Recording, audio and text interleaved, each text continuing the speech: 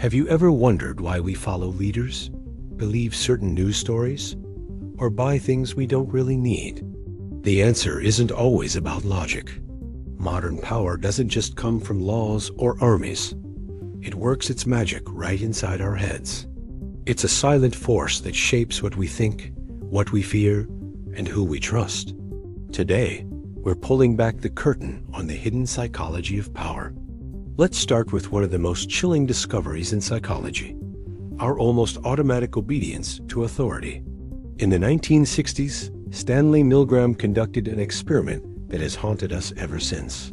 He asked ordinary people to deliver what they thought were painful electric shocks to another person, all because a man in a lab coat told them to.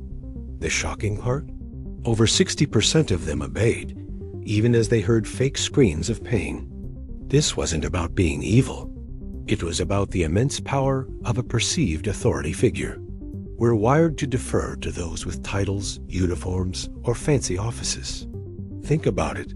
How often have you seen someone follow an order at work, even an unethical one, just because the boss said so?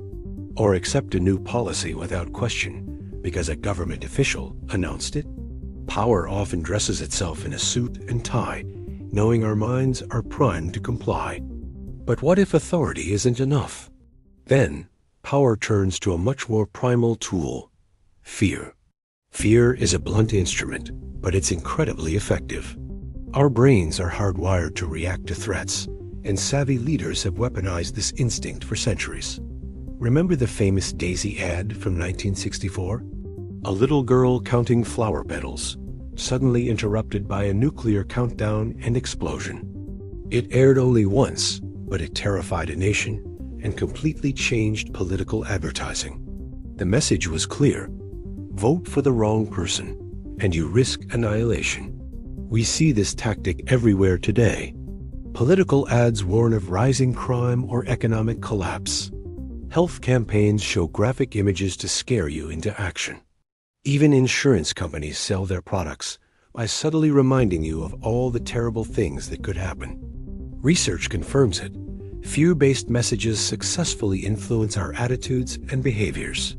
When we're scared, we stop thinking rationally and start looking for a savior. And that's exactly what power wants. Of course, power doesn't always scowl. Sometimes it smiles. This is the power of charisma. Max Weber, a famous sociologist, called it charismatic authority, when a leader has personal magnetism, makes people believe they are extraordinary, almost superhuman. History is filled with these figures, from ancient conquerors to modern-day cult leaders. But you don't have to look that far. Think about the tech world.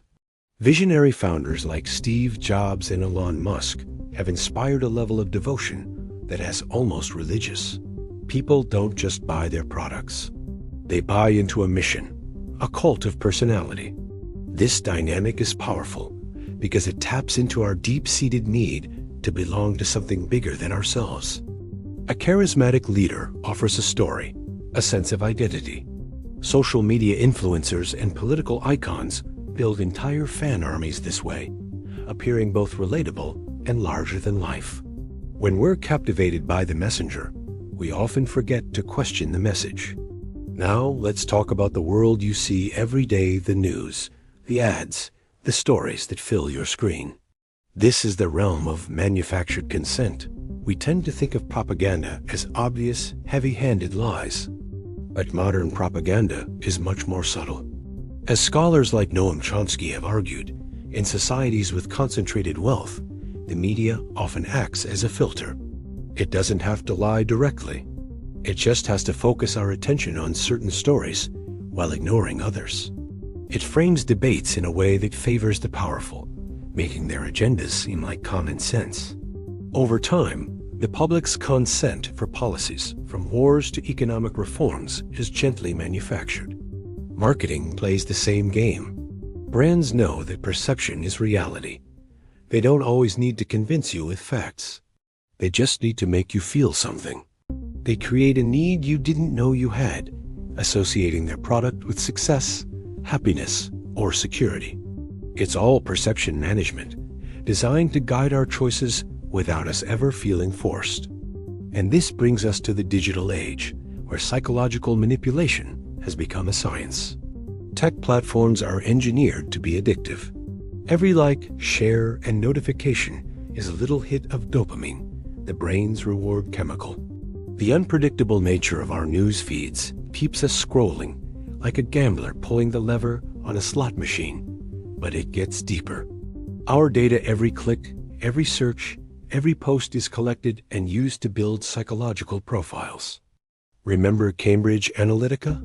They used Facebook data to target voters' inner demons, crafting messages designed to trigger their deepest fears and biases. This is social engineering on a global scale. On top of that, algorithms create echo chambers, showing us only content that confirms what we already believe. We end up in these comfortable information bubbles, where our own views are reflected back at us, making them seem like the undeniable truth. We feel like we're making independent choices, but those choices are often curated for us by invisible code. So, all these tools, authority, fear, charisma, and propaganda, don't work in isolation. They feed off each other, creating a powerful synergy between our individual minds and group dynamics. A charismatic leader might use fear to unite a following. An authority figure might use the media to broadcast their message. In a crowd, our individual doubts often get washed away by a sense of collective identity. When we see a hashtag trending or a video going viral, it feels like a consensus, and the pressure to conform can be immense. We share a story because our friends are sharing it. We buy a product because everyone seems to have it. Each small psychological concession, each moment we choose to go with the flow, adds up. And without realizing it, we become part of the very system that influences us. This all leads to a profound question. How free are we, really? If our consent can be so skillfully engineered, are our choices truly our own? Modern power is a paradox. It thrives on making us feel autonomous while subtly guiding our thoughts and feelings. The greatest trick it ever played was convincing us we're acting entirely of our own volition. But here's the good news. Awareness is the first step toward freedom. By understanding these psychological tactics, we can start to spot them in the wild. We can pause and ask ourselves, am I thinking for myself, or am I just following a script? Am I convinced by the evidence, or just swayed by a charming personality? Recognizing the strings is the first step to untangling them. By looking behind the curtain, we reclaim a little bit of our own power, one critical thought at a time. Thanks for watching, and if you found this insightful, please consider subscribing for more insights.